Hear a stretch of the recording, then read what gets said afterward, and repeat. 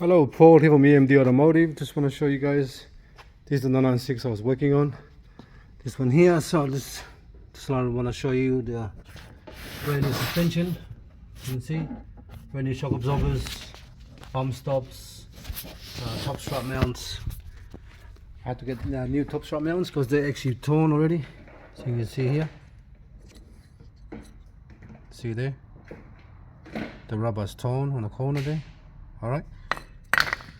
So I got two new ones, two brand new ones. So the car's already done, so the rear one's already done as well. Assembled everything.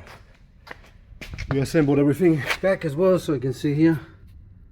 This is your brand new shock absorber. So I've got 4 shock absorbers fitted this car here with new bump stops and all that stuff.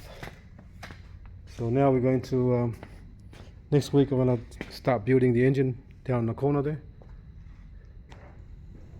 That one there. But everything else done on this car here. And then hopefully I can get a new clock spring so I can finish that as well. And then we'll go from there. Alright. Thanks for watching and please subscribe.